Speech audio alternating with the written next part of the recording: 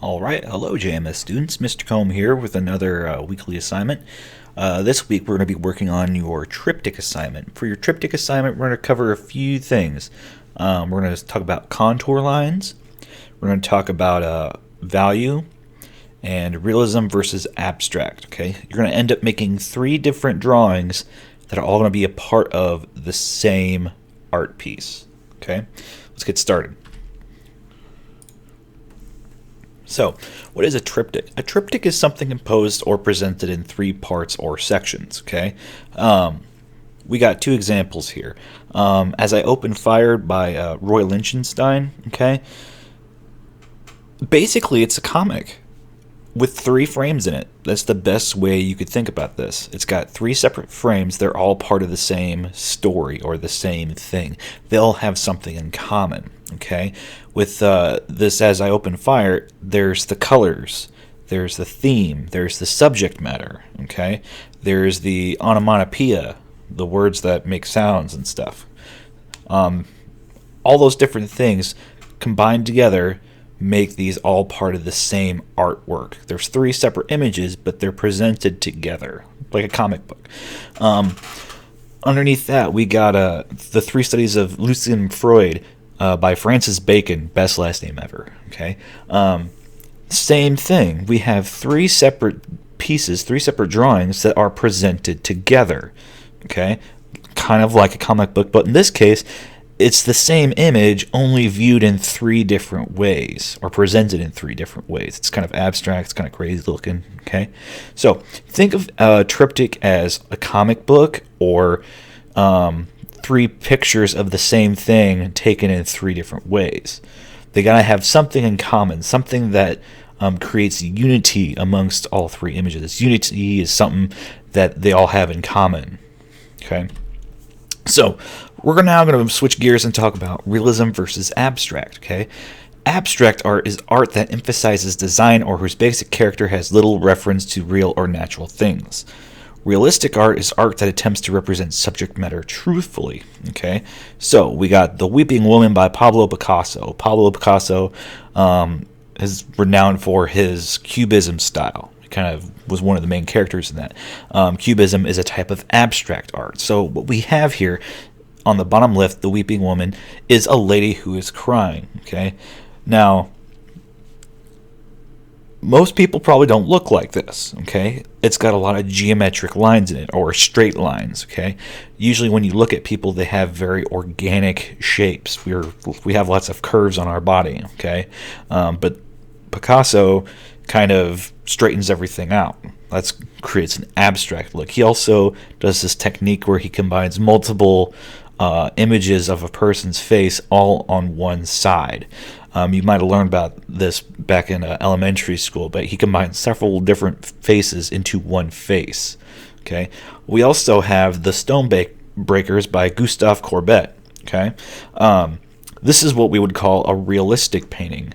It's being portrayed as factual, or conveying an image that is truthful to what the scene was. We're trying to make it look as realistic as possible. Okay, Gustave does kind of take some liberties with making things extra dark. That's kind of his style, but for the most part, it looks realistic. Okay, last thing we're going to talk about is line. Now, if you look at line, the definition is the path of a point. Okay, or you might have heard of that one called a line is a dot that went for a walk. So imagine a dot and then starts running around on a piece of paper, but it leaves a trail behind it. That is a line. Okay, now a contour line is a line that describes a shape of a figure or object and also includes interior detail. Okay, we got a couple examples here. We got shoes. Okay, a contour line is like when you trace the outside edge of your hand on a piece of paper. Okay, but instead of just tracing it, you're actually drawing it by line of sight. You're not just tracing your hand. You're not stenciling your hand, basically. You're drawing it by eye. These shoes are an example of that. This map over here on the right, this is a contour height map. I forget the official title, but it shows the height of this hill here, and you can tell how steep or the shape of the hill by the contour lines of it. So you can see, like right here, if you slide off the hill, you're going to go from 1,287 feet straight to 1,000 feet, straight to 800 feet. It's going to be steep.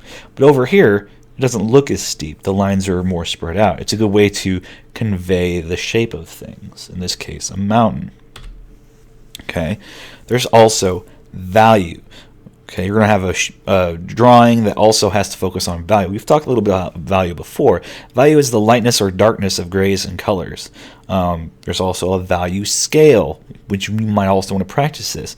It's a system of organizing values. It consists of 9 values ranging from white to black with several shades of gray in between. So take a pencil. Whenever you get a chance, start dark and get lighter and lighter and lighter and lighter and lighter.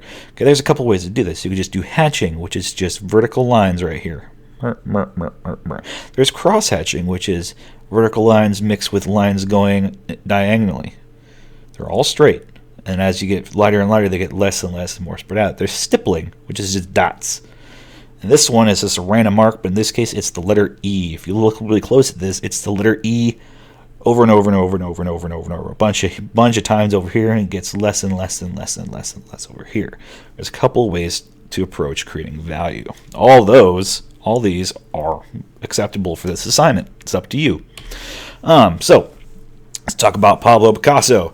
Okay, grab a friend, or if you have another person take this class with you, or a family member who's nearby. I want you to pause the video right here and discuss the differences and similarities with these 3 images. They're all Pablo Picasso. We got the 3 musicians in the far left, Jacqueline with flowers in the center, and Maya with her doll on the far right. Okay, so go ahead, discuss how they're the same, how they're different. Go.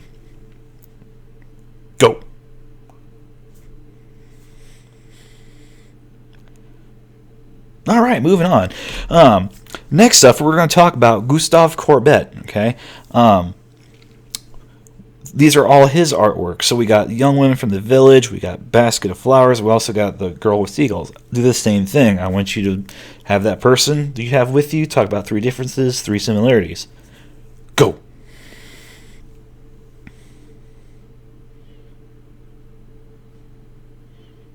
Okay.